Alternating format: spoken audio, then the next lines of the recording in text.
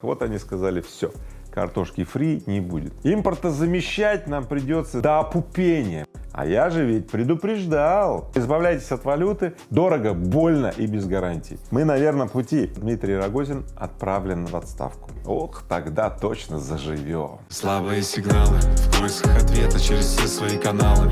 Но ответов нет, в чем причина, ты не знаешь. Ответы где-то рядом, если в тишине ты слышишь слабые сигналы. Привет! Это итоги недели с Игорем Рыбаковым. Мы начинаем, как обычно, с очень хорошей новости. Сегодня в зоопарке Новосибирска празднуют День льва. Как рассказали в Новосибирском зоопарке, гостей будут ждать что-то всякое. Викторины, стендовые игры, посвященные африканским львам. Не обойдется без рисунков. Их можно будет выполнить на бумаге или мелками на асфальте. А льва-то покажут? Непонятно. В общем, ребят, приходите в Новосибирский зоопарк, может быть, вам покажут и льва тоже. В Государственной Думе прошло внеплановое заседание. Да, все депутаты были в отпусках, поразъехались, знаете ли, а их вызвали. После недели, как они уехали в отпуск, очень были недовольны депутаты, но явились и утвердили решение, которое было внесено на заседание. Они утвердили Дениса Мантурова на должность вице-премьера. Денис Мантуров будет совмещать должность вице-премьера и пост министра промышленности. И, в общем, он сказал так, что сегодня нужно осуществить поворот от абсолютно рыночной промышленной политики к политике обеспечения технологического суверенитета. В общем, Денис Мантуров прокомментировал, что надо уже теперь вконец заместить все эти импортные комплектующие агрегаты, хотя заявления об этом были 30 лет. И Денис Мантуров тоже это подтвердил. Но вот непонятно, всех смутил вопрос, что означает уход от абсолютно рыночной промышленной политики. В куда уход? К нерыночной промышленной политике, к промышленной политике госкапитализма, который царствовал в последнее время, или вообще к госплану. Как это будет выглядеть, непонятно. Может быть, продразверстка, промышленная разверстка и так далее. Я уже слышал, что некоторым предприятиям предписано производить некоторые детали, там, агрегаты для Минобороны, потому что раньше они отказывались, потому что государственные деньги токсичные, там потом проверки приезжают, там счетная палата и так далее. Теперь им сказали: все, ребят, больше нельзя, это теперь вне закона. Давайте посмотрим, что это будет, потому что в любом случае, надо с этим что-то делать. Страна не может даже вот автомобиль произвести легковой, что это такое? Да, поэтому, Денис Мантуров, мы уж тебя просим, давай как-нибудь придумай там, что сделать, а мы тебе будем помогать. Крупнейшие производители картофеля фри отказались поставлять свою продукцию в Россию. Об этом рассказал гендиректор сети ресторанов быстрого питания «Вкусно, да и точка». Помните, Макдональдс, да? Мне опять это подсунули. В общем, по его словам, фабрики по производству картофеля фри как в дружественных, так и в недружественных странах принадлежат 5-6 крупнейшим компаниям. И эти производители имеют штаб-квартиры в недружественных странах. Вот они сказали: все, картошки фри не будет. А я же ведь предупреждал, что во «Вкусно и точка» качество будет не такое, как в Макдональдсе. Вы помните эти заплесневелые бургеры и так далее. А вот теперь еще и картошка фри. Нанесен окончательный удар по продовольственному суверенитету России. Ладно, пошутили и будет. На самом деле, давайте разберем этот вопрос поподробнее. Что с этой картошкой-то? Что, мы картошку не можем уже произвести? Да можем. Картошки в России навалом. Только такого сорта, которые можно на ломтики порезать и маслице окунуть, и оно так набухает. Вот такого сорта нет.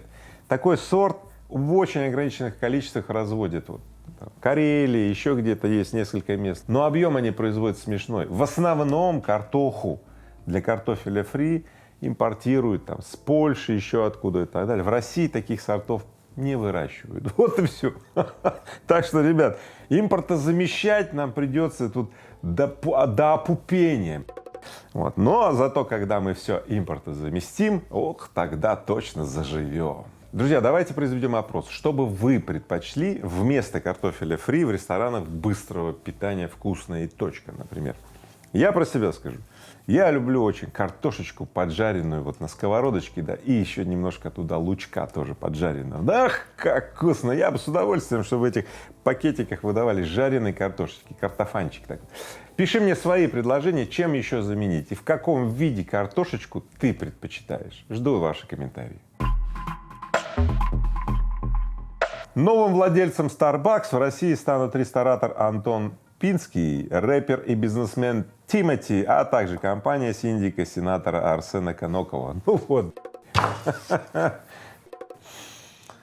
Попьем теперь кофейку. Всего 700 миллионов рублей. За столько оценивается приобретение Starbucks. Ну вот почти на халяву. А что такое Starbucks в России? А вот что. Это 130 заведений. Представляете, да? И 5,2 миллиарда рублей выручки. И чистая прибыль по РСБУ, это российские стандарты учета, 200 миллионов рублей. Понятно? Неплохо, да? 200 миллионов рублей за 700 миллионов. То есть плюс-минус за 3,5 чистой прибыли. Это очень дешево. А самое главное, ну, раскачанная такая сеть. Поэтому на самом деле все это хорошо. Знаете, что плохо? Конечно, Starbucks не оставляет им бренд. Он забирает бренд с собой, он говорит, кофе не берите, а бренд я заберу. Так вот, эти ребята придумали, знаете, какое имя на переименование этих кофеин? Ну, ВК Кофе. ВК Кофе. Они тоже, как вкусная точка, пошли во все тяжкие, да? Теперь мы увидим огромное количество раз заявлений, как они придумывают новое название, меняют новое название, а мы будем об этом вот судачить. Таким образом, они сделают хотя бы какой-то маломальский пиар вот этим своим заведением. Ну и все. Поэтому, ребят, ходите в бывшие кофейни Starbucks, пейте ВК кофе или как бы оно там ни называлось, поддержите отечественного производителя Тимати. России удалось добиться снятия запрета на транзит в Калининградскую область. Напомню, ранее Евросоюз ввел санкции и заблокировал транзит грузов через свои там территории, через Литву, из России в Калининград, в частности, да. По железной дороге теперь транзит возможен. Автомобильно все еще невозможен. Но губернатор региона Антон Алиханов назвал победу, вот эту победу, значит, победой российской дипломатии. Я бы комментировал так. Это не победа, здравый смысл восторжествовал, и это очень здорово. И я очень люблю такие новости, потому что сейчас редко встретишь какую-то новость, что кто-то с кем-то все-таки договорился. В основном кто-то кому-то по зубам дал, кто-то втык, а кто-то ответил, а там еще там подбежали, да, и начали месить друг друга. Вот подсовывайте мне больше таких новостей, я думаю, нашим зрителям такие новости очень нравятся.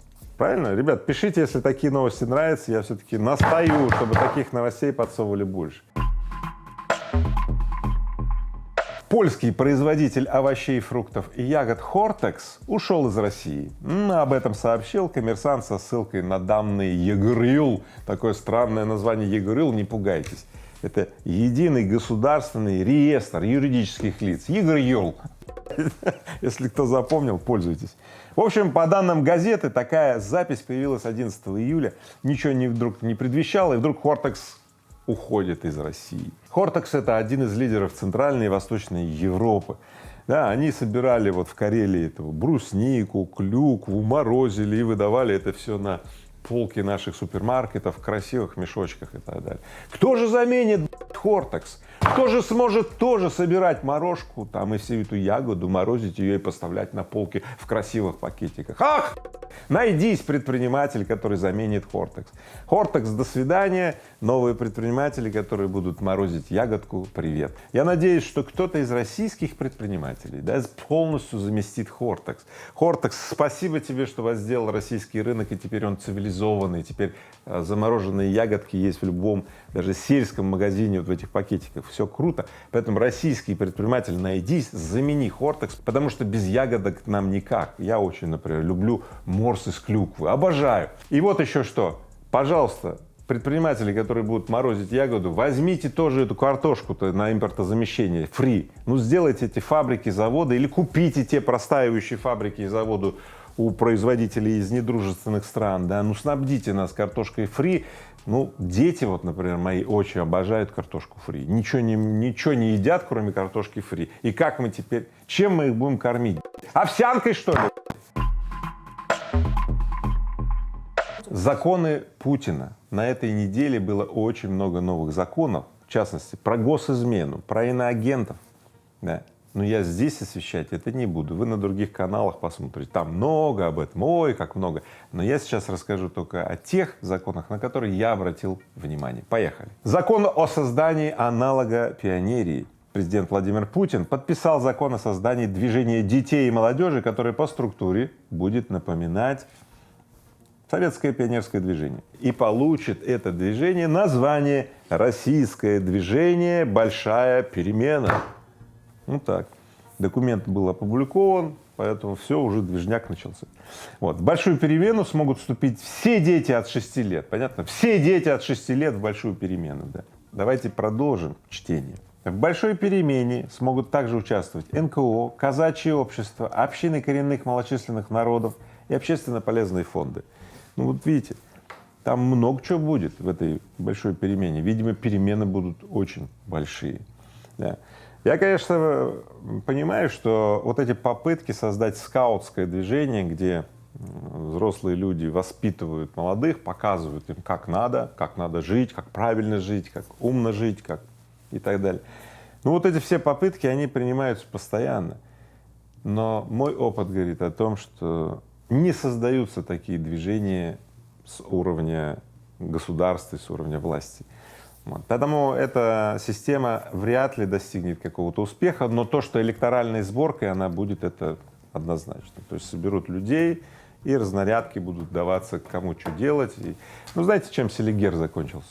Селигер тоже сводили молодых людей, и первые 2-3 года там был движ, миш, киш, такой, вот хорошо было. А потом это превратилось в достаточно такое понятное вот действие, организованное чиновниками, с KPI-ами, с метриками и так далее, ну и все сошло как бы на нет. Вот здесь. Поэтому дай бог, чтобы большая перемена действительно случилась большой переменой. И вот еще один интересный закон. Закон, обязывающий органы власти создать официальные страницы в соцсетях. Этот закон устанавливает обязанность органов власти создавать и использовать официальные страницы в соцсетях для размещения актуальной информации. В частности, поясняется, что сейчас все люди в соцсетях где-то сидят, и надо органам власти быть ближе к народу и сделать свои странички. Вот интересно только, как вы думаете, комментарии они отключат или действительно можно будет писать им там всякие слова, дороги не отремонтировали, ну или спасибо, что забор поставили, или там газон, то есть ну, гневные слова и благодарственные слова. Как в интернете, как в соцсетях, вы же знаете, да? Набегут люди, наставляют каких-то комментариев, их потом называют спамеры, хейтеры, как угодно, ведь там такие комментарии, трехэтажные матюги, какие-то гнев и так далее. Очень мало комментариев оставляют каких-то таких добрых и сердечных, в основном такие гневливые и так далее. Это и есть способ собирать вот эту вот, ну, такую радикальную обратную связь. Интересно, захотят ли органы государственной власти радикальную связь про себя? Захотят ли они знать, как они выглядят со стороны? Очень интересно. Давайте наблюдать за реализацией этого закона. И вот мы дождались отрицательных ставок по валютным вкладам. Теперь уже в законе. Закон, который дает банкам право вводить отрицательные ставки по валютным вкладам юрлиц. Изменения призваны сократить объем валюты на депозитах, это понятно, и они затронут не только новые, но и действующие вклады. Поэтому, ребята, те, у кого все еще пока есть валюта, недолго радовались. Каждую неделю, каждый месяц тик-тик, да, будет отщипываться чуточка, кусочек для того, чтобы вы понимали, что валюта — это не то, что сохраняет ценность. Валюта — это то, что напрягает вас, несет дополнительные издержки вам и так далее. Поэтому избавляйтесь от валюты, вообще уходите. Мы живем теперь в мире, в котором валюта, ну, в общем-то, не то чтобы вне закона, но дорого, короче, держать на руках валюту и на банковских счетах. Дорого, дорого, дорого, больно и без гарантий. Кстати, знаете, валюту могут в любой момент арестовать. Вся валюта, которая формально лежит на банковском счету, она не в этом банке. Она записана на core-счетах иностранных банков. И если иностранный банк заморозит это, то российский банк, в котором у вас написаны вот ваши там доллары и евро, вам покажет кукиш. Глава Роскосмоса Дмитрий Рогозин отправлен в отставку. На его место назначили Юрия Борисова, бывшего вице-премьера правительства России. О новом месте работы Дмитрия Рогозина пока неизвестно. Пресс-секретарь президента России Песков сказал, что экс-главу Роскосмоса своевременно трудоустроят, ну, когда будет вовремя. Вот. А пока его высвободили, не уволили, не отправили в отставку все-таки, а высвободили. Ибо я думаю, что, конечно же, новое назначение последует уже скоро, мы о нем узнаем. Ну, давайте о Дмитрии Рогозине. Потому что Дмитрий Рогозин — это целая эпоха. Эпохальные времена, знаете ли, были. И многие подтрунивают над Дмитрием Рогозиным. Я, конечно, тоже прикалываюсь, когда видел песни Дмитрия Рогозина на сайте Роскосмоса. Я прикалывался, когда он делал вот эти вот твиты, что Илон Маск, ты будешь на батуте там доставлять свои ракеты в космос. Ну, я прикалывался, когда там трамвай этот двухэтажный, который Дмитрий Рогозин обещал. Я надеюсь, кстати, трамвай-то будет хотя бы, да? Да, ребята, пожалуйста, трамвай хотя бы. Ну, вот. Тем не менее, Дмитрий Рогозин сделал очень много для Роскосмоса, чтобы эта махина из Советского Союза, которая случилась, да, не развалилась окончательно. Да. С его приходом был только один аварийный запуск. 86, сука, запусков были безаварийными. До Дмитрия Рогозина аварийные запуски были каждый третий. И теперь, я надеюсь, придут следующие руководители, которые на базе вот этого достояния сделают следующий рывок. Хо-хо! Вдвое больше россиян стали считать лучшей валютой для сбережений рубль. А я говорил, да. Ну да, на фоне того, что если хранишь в долларах и евро, отрицательная ставка съедает твои сбережения, понятно? Так что, ребят, мы на верном пути. Итак, 43% россиян назвали рубль лучшей валютой для сбережений по сравнению с началом года. Вот. Показатель вырос аж на 10% за эти там несколько месяцев. Все. Ну, в опросе, правда, принимал участие всего 1600 человек. Поэтому, может, этих счастливчиков действительно все вот так, как они заявили. Поэтому, если у вас тоже есть ощущение, что рубль стал лучшей валютой для сбережений, напишите мне комментарий. Да? И мы увидим, сколько нас, тех, кто верит в российский рубль. Еще раз повторяю, да, вот это вот сохранятельство сбережений в долларах, евро, в рублях к добру не приводит. Да, я понимаю, рубль стал лучшей валютой для сбережений, тем не менее лучшее — это когда вы инвестируете в себя, в свое образование, в свою компетенцию, в свою способность становиться лучше, а не храните деньги в банке, потому что в евро, что в долларах, что в рублях деньги ваши могут сгореть в любой момент. Поэтому, друзья мои, пускай вас вот эти вот радужные ожидания не отвлекают от угрозы внезапной потери всех своих сбережений. И единственное, что вы никогда не потеряете, это самого себя. Поэтому вкладывайте деньги в свое образование, в свое здоровье, в свое хорошее самочувствование. Вот. И вообще, давайте размножать хорошее. И пусть плохому места просто не останется. Я в огне, ум поглотил мой разум. Я в огне, горю в огне. Ты пользуй ум, чтобы не загореться заживо в этом аду.